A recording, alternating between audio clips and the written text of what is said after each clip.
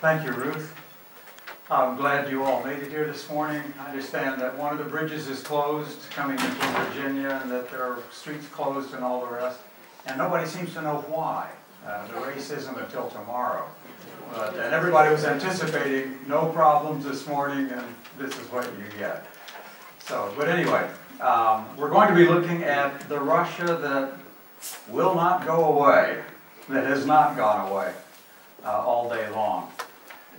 During the last 100 years, well, 103 years we'll say, starting 1914, there were three great cataclysms that shook Russia, and the country could have, maybe should have in some ways, fallen apart in any one of those three great cataclysms. Other countries did that went through something similar to what Russia went through at the same time. And so what we'll be doing today is reviewing those three, looking back over them. The first one 100 years ago with the Great War, World War I, and Russia's Civil War. And then the second one that we'll be doing in the second lecture is going to be the Great Patriotic War, or the Russian part of World War II, the Soviet part of World War II. Then the third one is going to be the 1990s, which was a much more difficult time for Russia than the 1930s was for most of the world with its Great Depression. And then we'll look in the last lecture this afternoon at the Russia that we're hearing about all the time now in the news. Russia still has not gone away. And in some ways that'll be a fun lecture to do. At the end of the 19th century, those of you who read Barbara Tuchman's book that came out some years ago called The Proud Tower, Europe was so full of itself. It dominated the world. You had several major empires, and each one of those empires, of course, claimed territory in other parts of the world. And no one really anticipated what was going to happen starting in 1914. To those empires, which included the Russian Empire. So let's see if I can get my thing turned on here, and we can start moving into our first slide. In 1914, this is what the Russian Empire approximately looked like. It was larger than Russia is today, considerably larger. For example, this is Finland, and you see a little arm of Finland even extended way over the top of Sweden, next to Norway. Finland was a part, the Baltic states were a part, Poland was a part of the Russian Empire, and you swing on around towards the south, they extended a little bit farther south than, say, the former Soviet republics do now. Iran, or Persia, had been carved up by the British and the Russians, so that the British controlled the southern part. The central part was more or less neutral. The Russians pretty much controlled the northern part. So you see the Russian Empire extending farther into the south here than one might have anticipated. And then in Central Asia, in the area of Mongolia, it went a little bit farther in some areas than it does today. So the Russian Empire was one of the large empires. Unlike the other empires, it was not an overseas empire. Russia had nothing in the Americas, nothing in Africa, nothing in the deep Pacific. But Russia had a large empire in Central Asia, which had recently been added. At the time of World War I, some of these areas had only been added to the Russian Empire 40 years or so before that. And we need to remind ourselves, too, that all of this territory out here was added to the Russian Empire, the Amur River Valley, the area that's north of the Amur until it makes its bend up to the north, and then all of it. This wasn't brought into the Russian Empire until the 1850s. Now, around the same period of time, or just after the United States added so much territory that we took from Mexico. So that's the Russian Empire when this Great War begins. 1913, the last normal year in Russia, was the year in which they celebrated the 300th anniversary of the Romanovs coming to the throne. I talked Thursday night in 2 hours about 400 years of Romanov history. If you blinked, you missed a century going through all of that. But it was really celebrated. Nicholas II had not really gone into hiding, but after the revolution of 1905, he had not really made an appearance in public, unless it was a thoroughly vetted republic. As our presidents now, when our presidents are in public, for the most part, the crowd has pretty thoroughly been vetted. They've been checked out. The same was true of Nicholas until 1913. And during this great celebration in 1913, he felt himself attached to his people much more than he had for a number of years. Because there wasn't really any great security, there couldn't be. And they traveled around the parts of Russia that the family had come from, places that had importance for the Romanov family. And he felt about this very, very positively. Everybody did. This was a permanent empire, a permanent dynasty. This is in St. Petersburg at the House of the People. You see the 1613, 1913. Here it says, God save and preserve, which was one of the watchwords, you might say. Notice they were riding around in cars, no more horses and buggies, even in Russia in 1913. Nicholas had been forced to make some changes as a result of the revolution of 1905, and you would think this would have provided greater stability for Russia. Something like a constitution was granted in 1905 and 1906, and Russia had a Duma, a parliament, that began meeting in 1906. Always having some tensions, of course, strong tensions between them and the monarchy. It met in a palace that had been built for Catherine II by one of her former lovers. Or maybe it was built by Catherine for her former lover. It's kind of hard to figure out the financing of it back in at the beginning of the 1790s. The Tauride Palace. And a part of that Tauride Palace, which had sat empty basically for over a century, it stored furniture in it. But the back part of that building, you don't see it here because it's behind that dome, but the back part of the building, which had been a winter garden with a glass roof and these glass walls, that was turned into the meeting place for the Duma. And so this is where the Russian parliament met and went through all of its tensions with the ruling house. Some constitutional changes were made after a year or so that the Duma really only represented fairly wealthy people, property people. The ordinary people didn't have much representation in the Duma, but still, you know, things seemed to be going along pretty well. Until 1912. And in 1912, on the Lena River, that's one of the three great Siberian rivers. It starts to the west of Lake Baikal and twists around a little bit and flows into the Arctic Ocean. It's the longest river of Siberia. But somewhere way downstream on the Lena River, or on one of the tributaries of the Lena, gold had been found in the late 19th century. We had a couple of gold strikes of our own. We had the one in California in the 1840s and the one in Alaska in the 1890s. Russia had several gold strikes as well. And, gold rushes, I should say. Gold strike, that's this one, something different. But people came from all around the world to try to make their fortune in Russia, as they had to our country. We don't hear too much about the Russian Russian gold rushes, but they had them as well. But some of them were controlled totally by the crown. The crown wanted to get all of the gold for itself. And in 1912, because of really bad management and bad labor practices at the minefields, the Lena minefields, sort of like the way Andrew Carnegie treated his workers before some of those big strikes in the 1880s, there was a massive strike, and army troops were brought in. A lot of the workers were shot to make them stop striking, and this led to sympathy strikes all around the country. Very similar to what had happened to set off the revolution of 1905. And it looked like you might have another revolution coming in 1912 or 1913.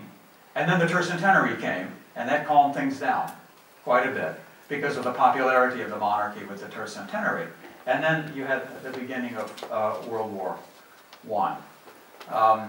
Russia was tied in with the beginning of the war because Russia was very closely tied in with Serbia. Russia and Serbia had close political relations, and they had close cultural relations going way, way back in time, a number of centuries. Russia was also fairly close to some of the other areas as well. Chernogoria in Russian. This is what, can't think of the English right now. Black Mountain in English, the literal translation.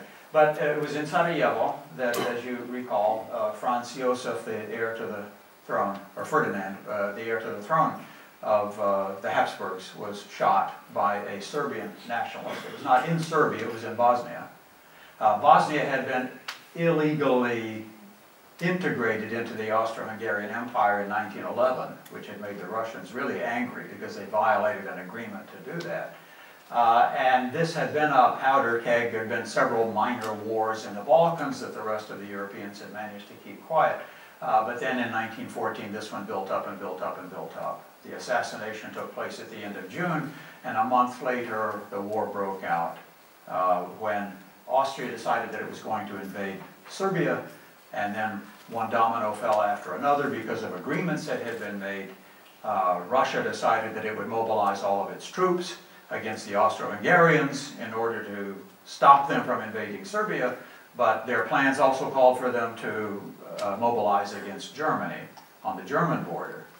And Nicholas sent a telegram to his cousin, William II, and said, "You won't take this as an act of war, I hope." And Wilhelm turned to his generals, and his generals said, "We can't let the Russians do this.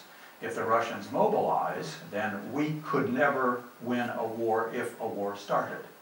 Because the German plans for war, going back to the 1890s, had been, they knew they couldn't fight against Russia by itself because France would join in because of a Russo-French agreement. And they wouldn't fight France by itself because Russia would join in. So at the very beginning of a war, they figured what we have to do first is defeat the French. And then if we can defeat the French, we'll use our excellent railroad system that ran east-west and move our troops across to fight Russia, because Russia never mobilizes as quickly as other countries. Russia's a sleepy bear. And when you wake it up, it takes at least 6 weeks for the Russians to even get an army in the field. And so we'll defeat the French. But of course, if the Russians are already mobilized, the German general said there's no way we can win a war. And that's why Germany invaded Belgium to set off the war, World War I. Beginning of August. The assassination, of course, is what set all of this off. Getting a little bit ahead of myself. Isn't it fantastic that we had photography at the beginning of the 20th century? You don't actually see the assassination, but here's Franz Ferdinand and his wife coming out to get in their car. Again, we've got cars in the early 20th century.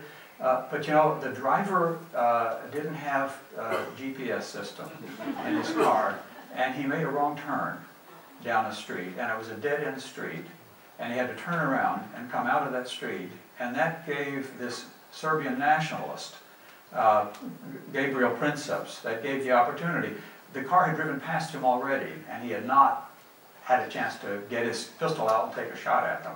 But now when the car had to turn around and come back, he was able to run up to where the car was and shot them, sitting in the car, shot both of them and killed both of them. And somebody was there with a camera to take a picture of his arrest. Here are the police grabbing him, and he was sentenced to a long term in prison and died during World War I while he was in prison in early 1918.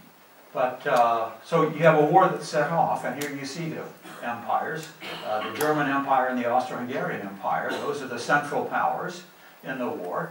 The Russian Empire on the other side. Italy didn't come into the war. They were supposed to come in on the side of the Germans and the Austro-Hungarians, and they didn't. They sat the war out for a year, and then came in on the other side because they wanted some of this territory in here that was Austrian, and they figured if they fought with the other side and the other side won, they could get that territory.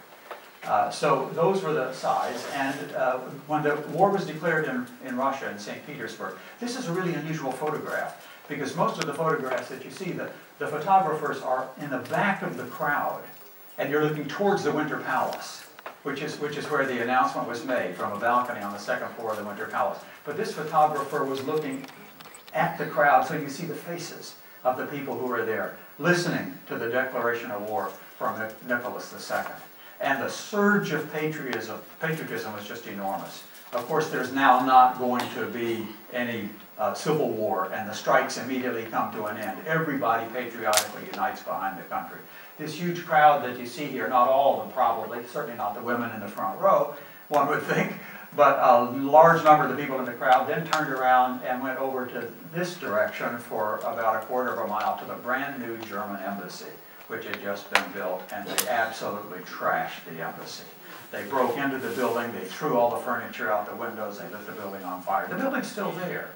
It's a really nice building. Those of you who may have gone to Leningrad back in Soviet times, that was the Interest headquarters. They were inside that building that had been built for the German embassy at the beginning of the 19th century. And so Russia gets into the war, August the 2nd, one of the very first powers, and of course the French are desperately asking the Russians, do something, so that the German Schlieffen Plan wouldn't work against the French. You know, the Germans had planned to sweep through Belgium. They were afraid that if they invaded Belgium, the British would come into the war. Of course, the British had a deal with the French, but the British saw themselves as the protectors of the lowlands. And so if the lowlands are invaded by anybody, the British come into the war. So they came into the war. French are in the war. The Russians, of course, are now in the war. And so the French plan had been to swing an army through Belgium into northern France, north of Paris, go around Paris, and then meet another German army south of Paris that was crossing the border from Germany. This was a plan they had used in 1870 in the Franco-Prussian War, and it worked brilliantly. But this time, the German army bogged down a little bit, and they decided, well, we won't go all the way around Paris, that's too far, we'll stop short of Paris, but we'll still do the same thing, we will still trap and catch the French army. And they very nearly did it. About 30 miles east of Paris on the Somme River, the French recruited people into the army. They gave them rifles, no training at all. They recruited them on the streets of Paris. They jumped in taxi cabs and drove out to where the battle was. And they were able to blunt the Germans, stop the Germans. They were not able to carry out the Schlieffen Plan. And then you had the trench warfare of the Western Front in World War I. But as for the Russians, what are they doing? Well, they were doing the bidding of the French. The French asked them, you've got to get involved very quickly, so the Russians did. They began to come into Germany from what had been Russian Poland. They were coming in from the east, and in what is today, part of it's in Poland, part of it is today in that Kaliningrad part of Russia. But around the city of Tannenberg, all of a sudden the German commanders, this included Hindenburg and Ludendorff, both of them, these two great names of German commanders in World War I, they suddenly realized the Russians had walked into a trap. The Germans hadn't seen it and the Russians hadn't seen it coming. But given the topography of the land and where the Russian army would be able to move and would not be able to move, the Prussians, who had been hoping simply to defend Berlin, because Berlin was pretty much wide open to the Russians if they could make it through this territory, the Germans suddenly realized we can trap the Russian army. And they did. They trapped the Russian army. The Battle of Tannenberg here, which the Russians lost in this battle about 300,000 men. The Russian commander's name was Samsonov, General Samson. You know, to lose a battle like that, you know, what would seem in retrospect to be idiotically, you know, by not having your forces in the right places, he killed himself, of course, rather than surrender to the Germans. Tannenberg's an interesting place because this was one of the few times in medieval Russia, medieval Europe, that infantry had defeated cavalry. Polish peasants in 1410 had defeated the Teutonic Knights at Tannenberg. This was the first big battle of Tannenberg. And that's one of the reasons, actually, the battle took place in 1914, closer to another village, but it was just too inviting to have the name Tannenberg for the Germans, because this turned it all around. The Germans won this time at Tannenberg after they had lost the other one. But that was a huge disaster for the Russian army. They lost an enormous amount of people. And then on through 1914, the war continued to go badly. In particular, because the way the Russian army fought, junior officers led their men into battle. This is the way it had always been done. Junior officers, with enormous bravery, led their men into battle. It lost 90% of its lieutenants and captains. 90%. So how do you retrain that number of people? It's got to come from fairly educated people. But the problem was, so many of the educated people in Russia were opposed to the government in various ways. So you get a lot of the junior officers who are not like the other junior officers that they replaced, who tended to come from the nobility, from the landed aristocracy. Now they're coming more from urban people, from educated people. Some of them, in fact, were even Bolshevik sympathizers who become junior officers. And this, of course, is going to affect the attitudes towards the war. So it's a disaster almost for the beginning for Russia. Here you see some of the guns, some of the rolling stock, some of the soldiers who were captured at the Battle of Tannenberg. The Russians did better a little later on in the war against the Austro-Hungarians. But anytime they would do well against the Austro-Hungarians, the Germans would come in reserve and push the Russians back. World War I, of course, was a slaughterhouse for all the countries that were involved, more so for Russia than any place else. Nicholas himself decided in 1915 that his presence was maybe needed at the front, that he should be a commander on the front. Well, when was the last time a European ruler had actually taken over armies? You leave it now to the professionals. The last one was Louis Napoleon, and he was captured at the Battle of Sedan in 1870. And before that, you got his uncle, the other Napoleon. Well, yes, he became a ruler because he was a general. And then you had what? Frederick the Great, Frederick II, who led his army into battle. It happened in the 18th century, but not in the beginning of the 20th century. And the generals, frankly, didn't know what to do with Nicholas, because he didn't really have that much training. He wasn't really a commander. And of course, by having left Petrograd, the renamed capital city, he left it in the hands, basically, of his wife, who was not a Russian, who didn't understand Russia very well, who was disliked by most Russians, who saw her as being German. You know, we think of her as being Victoria's granddaughter, but her father was a German prince, and they saw her as being German, and therefore he's married to the enemy, Nicholas is. Here he is at the front. This is his uncle, who was the real commander-in-chief, his uncle, Nicholas. He's a lot taller than the other Nicholas. Even if Nicholas II stood on a box, his uncle would still be taller. He was 7 feet tall, his uncle was. And at some point during the war, some of the people around the Romanovs thought, you know, he would make a much better Tsar than Nicholas, even though he was a full generation older. He was in his 70s at this point. But we've got to do something. And so the suggestion was made to him, you know, what if we were to replace Nicholas with you? He refused to go along with any plot like that. No, Nicholas is the Tsar. He's anointed by God, and he is going to remain the Tsar. So they didn't know what to do with him at the front. And they let him review troops and do this and do that and so on. And in the meantime, of course, Russia's not doing well. Look, by 1915, look at all this territory that had been occupied already by the Germans, taken from the Russian Empire. Much more territory had changed sides there than had any place else in Europe down to that point. And it got worse after that. The last two great offensives that the Russians tried, they tried both of them against the Austro-Hungarians. They were led by one of the top staff generals whose career was in planning, whose name was Brusilov. So they were both called Brusilov Offensive 1916 and 1917. And they were initially successful against the Austrians. They would take 50 miles of territory. You know, far more than the Western Front, which stayed in one place for a long period of time. If it moved 100 yards, that was a lot. But against the Austrians, the Russians would take a good bit of territory and then they would lose it. They would be pushed back. 1916 in particular, they pushed 80, close to 100 miles in some places. And then they ran out of supplies. There was no food even for the soldiers.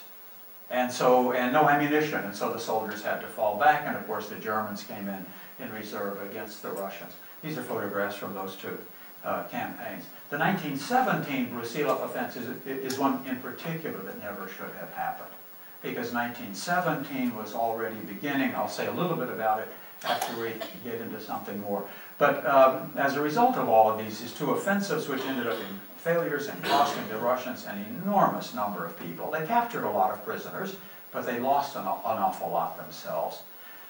So what the Russian army began to do in the summer of 1916, and even more so in the summer of 1917, is what Lenin later called, they voted with their feet. The army simply went home. and there was nothing that could be done to stop them. This is an incredible photograph here, a loyal soldier trying to get these two guys to come back, and they're on their way out. Now, I tried to find a slide of lots of people. You all saw Dr. Zhivago some years ago, didn't you? And you know that fantastic scene where you see hundreds of people fleeing, and this portly colonel tries to stop them all, and they end up doing what with him? They stuff him upside down in a barrel. So he drowns in a barrel, you know, with his feet kicking up at the top. A great scene. But it was probably more like this, where the Russians were sneaking away, soldiers were sneaking away. They wanted to go back home. They wanted to go back to the farms. They wanted to go back to their villages. They wanted to go back to their families. And so the desire for war in Russia simply wasn't there anymore. You know, that patriotism of 1914 died out fairly quickly. It was not only true in Russia, it was true in other countries as well. A lot of countries were afraid. The French, by 1916, sometimes when there were rebellions in the army, they simply pulled every 10th man out of line and shot him, as Robespierre had said in a different context, in order to encourage the others, so that the others wouldn't show any cowardice. Bear with me, statistics. Don't go to sleep. But look at this. Russia mobilized more men during the war than anybody else. These are the opponents. Germany mobilized 11 million. Russia mobilized 12 million men during the war. The number killed, the number wounded, the number missing in action. So the total number of casualties as a percent of the number of men who were brought into the war, 3 out of every 4 Russian soldiers in the war was a casualty. 3 out of 4. Go down the line. France suffered an awful lot as well. Of course, those French generals kept pushing and pushing and pushing the men into battle. The battle at Verdun, for example, that went on for several months, and Germans and French both just shoved into the meat grinder. Look on down, look at the United States. We lost 8% of the people who were mobilized. We mobilized an awful lot of guys. 4.3 million were mobilized. But of course, we got into the war very late. We didn't get into the war until almost the end of it. 1917 was when our troops really began to get into Europe. So we did our fighting in 1917 and 1918.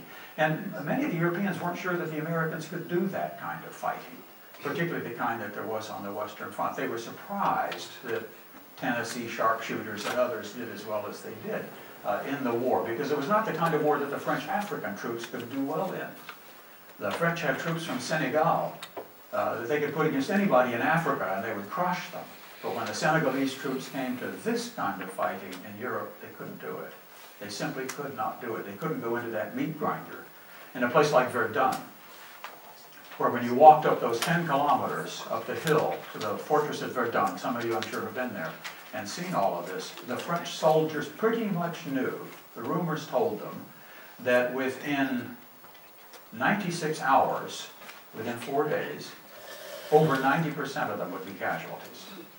They knew this. But the generals told them to go into battle, and they went into battle. They obeyed. It seems senseless now, doesn't it? That wastage of people. But Russia lost more than anybody else.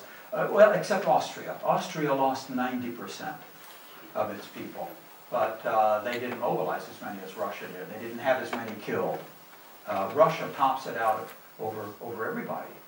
So you can see why the Russian people are turning against this war. It wasn't a war that they were fighting for any particular principles at all. In fact, Nicholas II had seen it as a traditional kind of European war of dynasties versus dynasties. And they're fighting in part for territory. The secret treaties of World War I, where they were going to divide up the Ottoman Empire and the German Empire and other kinds of things. But I think this is a really important statistic to look at the effect that World War I had on Russia, particularly when we realize that the Civil War that came after this killed more than twice as many people in their Civil War. This utter disaster that Russia went through at the second half of the second decade of the 20th century and the first couple of years of the 1920s. Okay, enough for statistics. You had 2 revolutions in 1917. The one that came in the spring, February, March, was still winter in Russia, spring in Washington. At the end of February, the beginning of March, and then the second one, the overthrow of that government, a provisional government by the Bolsheviks, in October/November because of the two different calendars. The first government was going to be a fairly conservative government. It was to be headed by propertied people. The prime minister was a prince, Prince Georgiev. But there were some changes in that government because that government ended up being more loyal to the Allies. The French in particular were saying to the Russians, you've got to stay in the war, you've got to stay in the war. If Germany doesn't have to fight in the east, we're done for. Germany can move all of its troops from the east over to the west and win the war. And so the foreign minister of this new Russian government, who in fact was a historian, very well-known historian, taught the first course in Russian history ever taught in the United States at the brand new University of Chicago, in summer school. Because Russian history wasn't a real topic, so you could teach it in summer school, but you couldn't teach it anywhere else. And then Harvard, not to be outdone, 3 years later, invited him to come to Harvard in the summer of 1905, and he taught a summer school course in Russian history at Harvard. Those are the first two courses in Russian history in the United States. Can you imagine? We didn't know much about Russia at the beginning of the 20th century. At Chicago in 1902 and at Harvard in 1905. But he had made a promise, this man named Paul Milyukov had made a promise to the Western Allies, not supported necessarily by the government and certainly not supported by the Russian people, that yes, we will stay in the war. Yes, we will stay in the war. He had made this guarantee, and when this got into the press in Russia, it caused the fall of that first government. Lvov left the government, and eventually a lawyer from one of the provincial cities named Alexander Kerensky. Some of you may have heard Kerensky speak on one occasion. Did any of you ever hear Kerensky speak? He died in the early 1970s in the United States. He came to the United States and lived the rest of his career here trying to explain what had gone wrong and why his side didn't win. He was only 35 years old in 1917. He was extremely popular through the summer.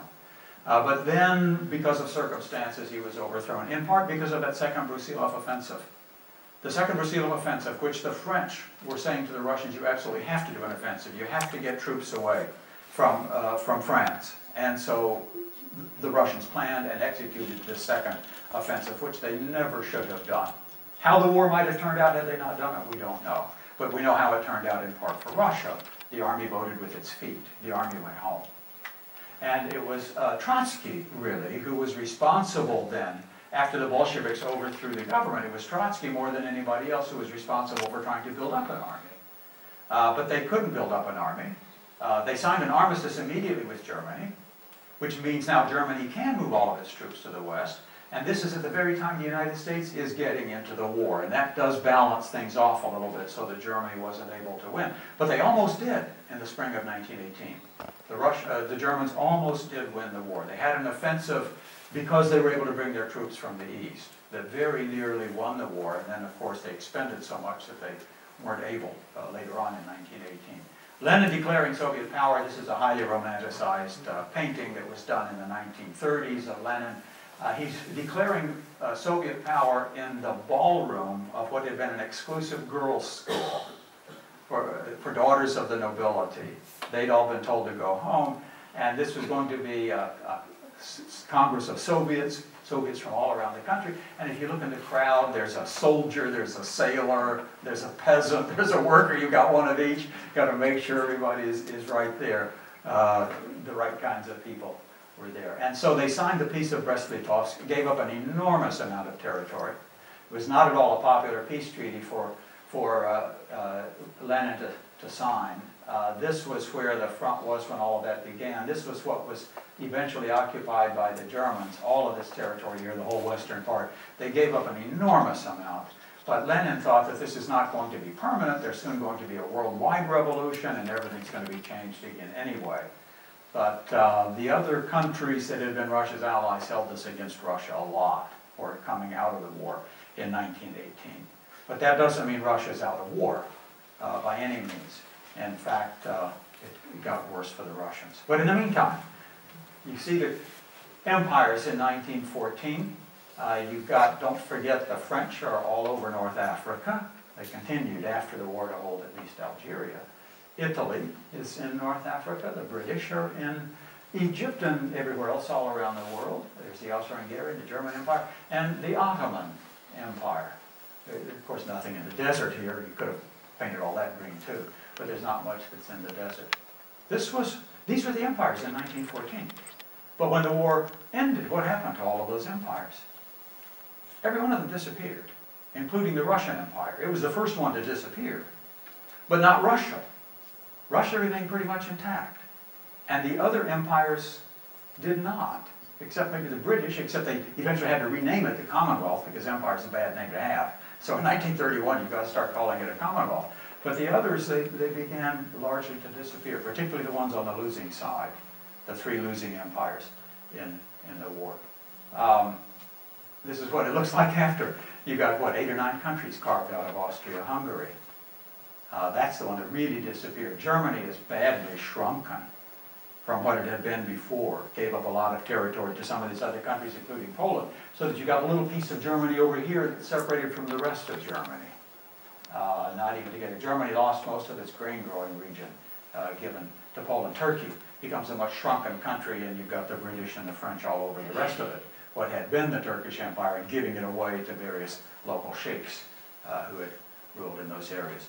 So that's what happened to the other countries. Russia, before and after the Great War, here is before, the deep red is what it was after. So it loses territory in a variety of places, particularly in the West. Finland had been a part of the empire. Finland is no longer a part of the empire, in part because Lenin had promised the Finns independence. There had been a big campaign under Nicholas II and his father to Russify Finland, to force the Russian language on them, and the Finns had a strong enough sense of nationalism at this point that they resisted it. And they asked Lenin, what is your policy going to be towards the national minorities?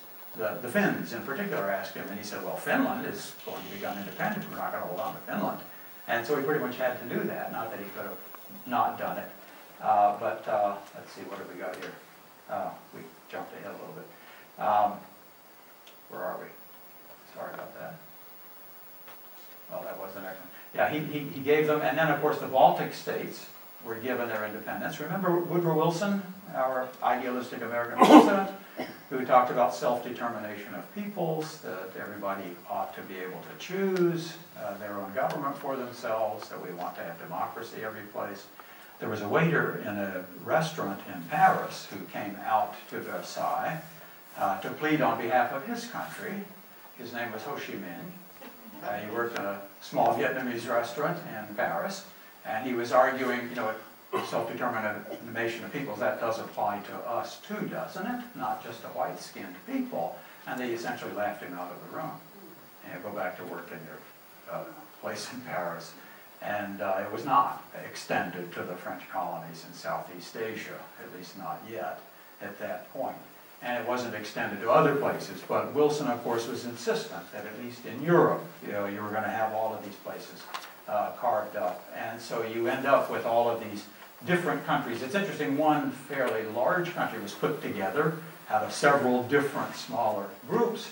They had been in a number of different governments before the war. It was called South Slavia, or Yugoslavia, came into existence as a kingdom, interestingly enough, not a democracy, but a kingdom, after the war, and then these other countries that were carved out of the Austro-Hungarian Empire. Italy did pretty well. They picked up a lot of territory from having switched sides in the war. Germany, of course, reduced. Poland, a new country. Turkey greatly reduced, and so on. Without getting so far into the Civil War, up to this question of why Russia survived and others didn't. Now, one of the reasons Russia survived is that self-determination was more easily applied to those other countries. They were closer to the other European powers. Some of them had well-developed intellectuals, they had an intelligentsia within their own areas, and so it was easier in those areas maybe to apply these Wilsonian ideas than it was in some faraway place, like Vietnam. You know, Gandhi is already active for Indian independence at this point, and Africa and other places where there were where there were colonies. The liberation of those peoples doesn't come really until after World War II, in some cases well after World War II. Another reason why Russia may be held together is that the powers that opposed this new Soviet Russia had trouble getting at it. This is perhaps a very important reason why Russia survived. Not that they didn't try to get at it. A civil war broke out in Russia. It really started in March of 1918, and then in the summer of 1918, the Civil War got going quite a bit. And Western powers intervened, not so much before November 1918, when the peace came in Europe, but even before that they began to intervene. For example, the British had a lot of stores, naval stores, way up here in the far north, in the brand new city of Murmansk. Murmansk dates back to 1916. There wasn't a city there until then. The problem was the Western Allies wanted to help Russia by supplying it with munitions, military hardware and equipment. But how do you get to it if Germany is everywhere west of Russia? And so what they decided to do was extend the railroad system that had gone partway up in this area. They extended it another 600 miles up to Murmansk. Much of the railroad was built by German POWs and Austrian POWs. But by 1916, they had begun to send stuff around the top. Murmansk was essentially an ice-free port, which means the ice only gets about a foot thick, and modern vessels can break through ice that's only about a foot thick, or 18 inches. And so there were several thousand tons of war material sitting on the docks at Murmansk when the Russians signed the Peace of Brest-Litovsk. There were also in Arkhangelsk, which is here on the other side of the White Sea, there were several tons of material there. And the British and French, who had supplied this material, were afraid that they would be taken over by the Germans, that the Germans would somehow be able to get there by using the Navy and get this war material, or that it would fall into the hands of the Bolsheviks, which they didn't want to have happen. And so the British sent an expeditionary force, not that many people, but they sent troops to the far north of Russia in order basically to oppose anybody else taking away those up to 9,000 tons of war material on the docks. And then they also sent troops to the far west of Russia, far east of Russia, to Vladivostok, a brand new city that was formed around 1860, because through the Trans-Siberian Railroad, it was possible to supply things to Russia. The Americans got involved in all of this. We sent troops to Vladivostok because the Americans made the argument that some Czechoslovakian soldiers who happened to be in the middle of Russia on the Trans-Siberian Railroad needed help getting out of Russia. Well, that was a fiction. They didn't really need help getting out of Russia. They could have gotten out perfectly well on their own. But Woodrow Wilson had made a good friend, a man named Crane from Chicago, whose wife's sister was married to an intellectual from Prague, whose name was Masaryk, Thomas Masaryk. Thomas Masaryk became so close to that family that he eventually took a middle name, Garib. This was the name of Crane's wife before she was married, and her sister. And he was introduced to Woodrow Wilson, and Wilson became a great proponent of Czechoslovakia. And Czechoslovakia was one of the countries that Wilson really wanted to have created. Well, you had Czechoslovakian soldiers who they had come over to the side, they hated the Austrians, and they had come over to the side of the Russians in World War I. And now they were working their way across because they wanted to continue fighting the Austro-Hungarians in 1918. Lenin said, no, you can't do it, not from Russia. They said, well, just let us go across the border somewhere down here. And he said, no, if you want to fight them, you've got to go all the way around the world. You've got to take the train all the way across to Vladivostok and then the Pacific and the Atlantic. And, but they kept their weapons. And as they were moving east along the railroad, there were POWs, up to 4 million POWs, repatriated to Germany, to Austria-Hungary, particularly Hungarians who hated the Czechs and the Czechs hated them. And in a railroad yard, as boxcars were going in different directions, these two guys ran across each other. The Czechs killed some of the Hungarians. And then Lenin said, okay, now you have to give us your weapons. And the Czechs said, no, we're taking over the railroad. And they did. They took over about 1,500 miles of the Trans-Siberian Railroad. And that's when Woodrow Wilson went to the Senate and said, we've got to help get the Czechoslovakian boys out of Siberia. Well, they could have left any time they wanted to, but they didn't want to go to the east, they wanted to go to the west. And that's why they were involved now in the Russian Civil War. So the Americans get involved in the Civil War, and the French, and the Japanese. The Japanese, who had fought a war against Russia and now dominated Korea, they saw all kinds of nice things for themselves in the eastern part of Russia, and so they were there. But the problem was the powers eager to dissolve the Soviet Union, like the US, and France, and Britain, and Japan, had a hard time really getting at it, except the fringe areas. And eventually we gave up, and the British gave up. We withdrew our people after a couple of years, the British and the French. The Japanese stayed longer than anybody else until 1922, and then they finally left as well. But this area, of course, they could get at very easily. And the British and the French, with the defeated Turkey, took it over and decided to give this part to you and this part to you, and we'll give this to your cousin, and we'll keep this part and run it ourselves for a period of time. And of course, in Eastern Europe, it was all carved up, especially the Austro-Hungarian Empire. Another reason why Russia survived, perhaps, is that self-determination, minority ethnic groups really did not yet have a strong national consciousness.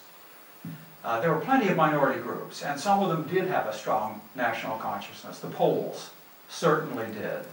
The Finns did by this period of time. The Armenians did, and the Georgians and the Azerbaijanis, some of these fringe areas. These were in the far south of the Caucasus. But most of the other ones didn't really have a very strong sense of national consciousness yet, either because they had a very small group of intellectuals from whom could come this national consciousness and the expressions of it, and in part because it was a European movement that hadn't really gotten, let's say, to the countries we now call the Stans. Ukraine is an interesting case because Ukraine, the very concept of Ukraine was for many people who lived in Ukraine a fairly new idea at the beginning of the 20th century. Ukrainian nationalism as Ukrainian nationalism, in fact a lot of Ukrainians weren't really happy being called Ukrainians, because Ukraina in Russian means the people who live at the edge. And of course nobody wants to be the one who lives at the edge. We all live at the middle of everything, don't we? But the alternative seemed to be to allow themselves to be called Little Russians, as opposed to Great Russians. And that's not a very good term either. So which one are you going to pick?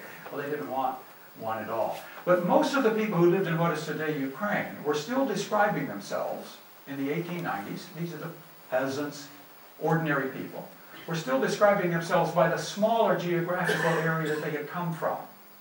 They weren't thinking in terms of something as large as Ukraine.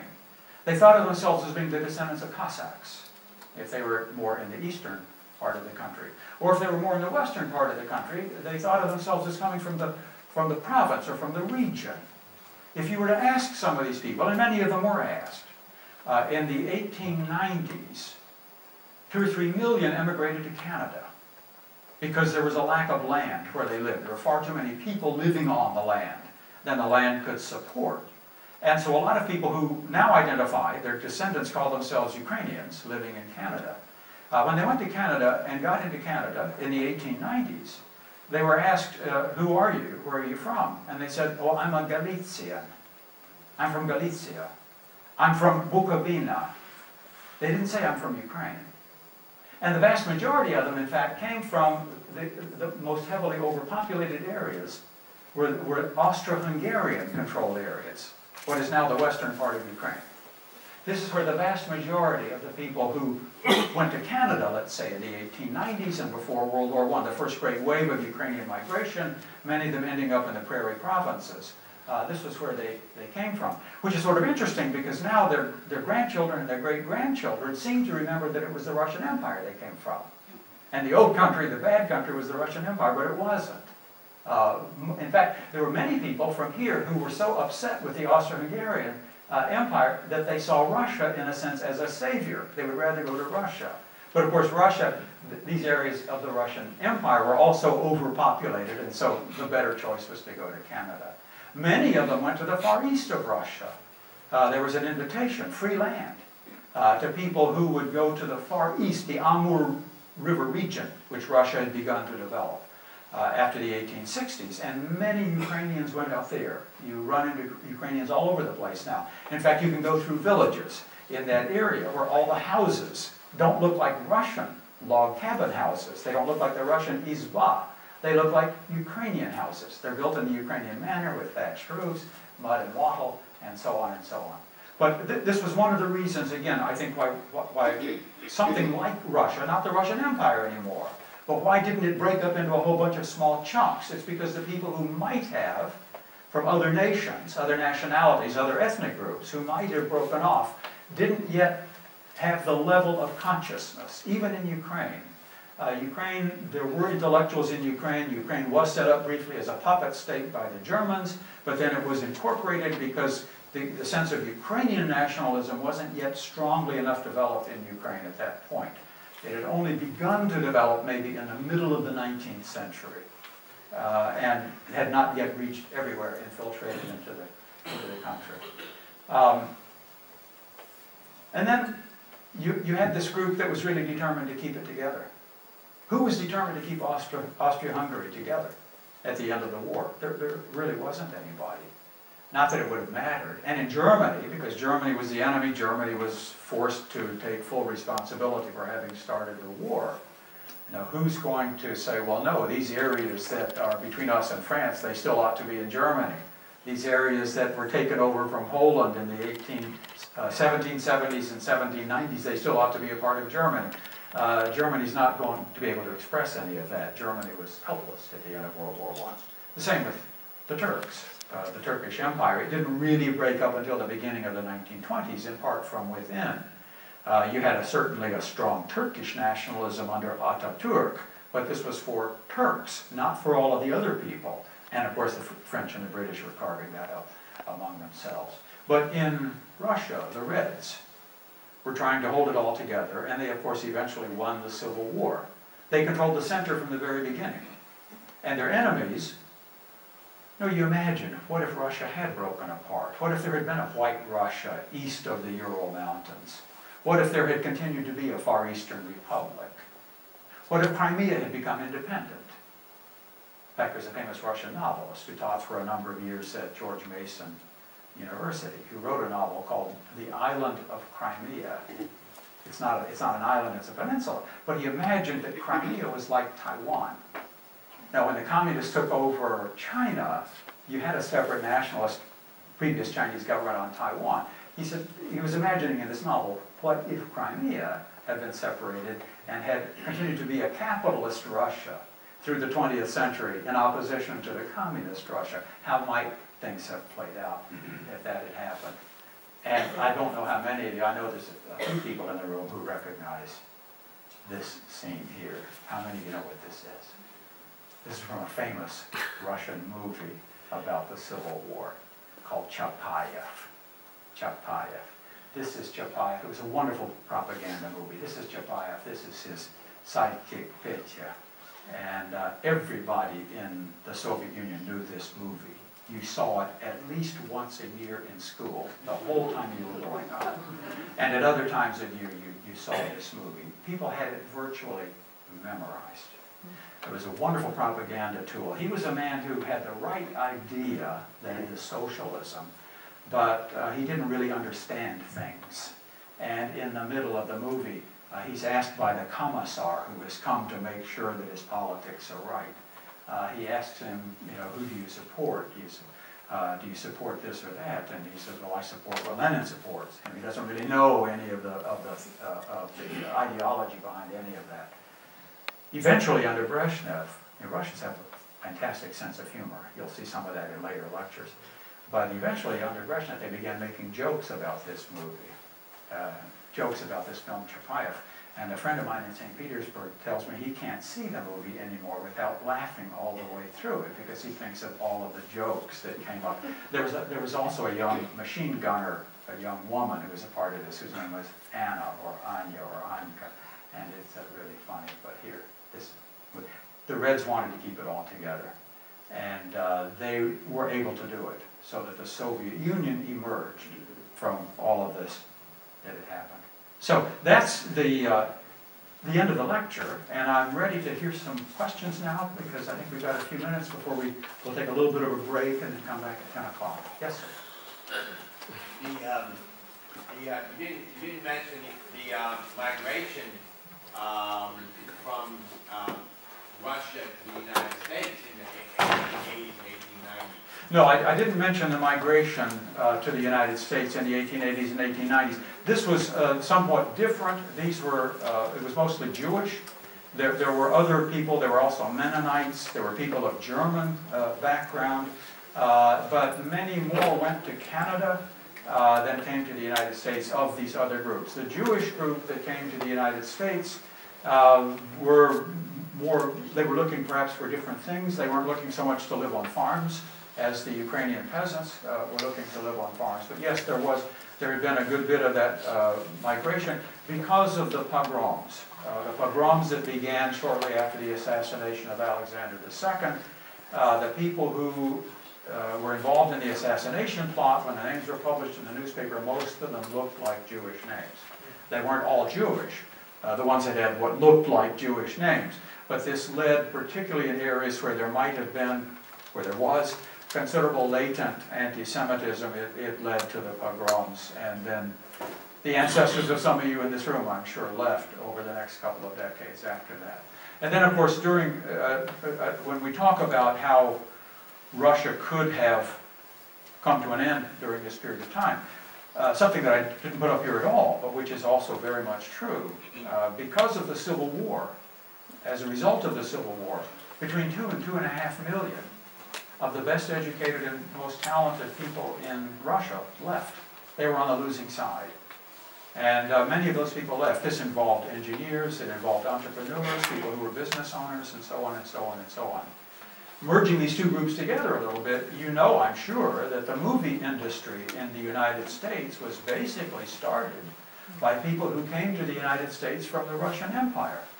The Russian Empire had a well-developed movie industry before World War I, probably as advanced as any in the world. And a lot of those people came and they settled down in Brooklyn, not too far from Brighton Beach, where others eventually came. And they started to make movies in Brooklyn, and the weather wasn't any good. In New York, where's their better weather? Oh, Southern California. And so out they went to Southern California. But essentially it was Russian emigres, most of them Jewish, who started. Sikorsky, the inventor of the helicopter, he was another one of these people, an engineer, who emigrated. There were many, many. 2 to 2.5 million. How many countries can lose 2 to 2.5 million of their most talented, most accomplished people? Business owners, bankers, insurance agents, lawyers, professors, and so on. How many countries can lose that many people who go off to other countries and survive it really well? It's similar to what happened late in the reign of Louis XIV in France, when all the Huguenots were forced to become Catholic, and many of them left. And where did they go? Well, some came to the American colonies. Many went to Prussia, which became then an enemy of France, and they were greatly enriched by the people who had come from France. Yes, sir? I had a Russian history course back in school in the 60s. You may know him, General Olin. Yes. He was my instructor. He Oh. was a major at the time. Mm-hmm. But anyway, he pointed out that one of the reasons the Reds were successful was that, or apparently easily successful, was that they had a last call to fight the Germans, and a lot of the patriotic, in terms of the Tsarist regime, people, educated people, volunteered and then were butchered on the German front, and so a whole lot of people that would have been against the Bolsheviks had died for the men had died at the last. Yeah, and some of the last campaigning.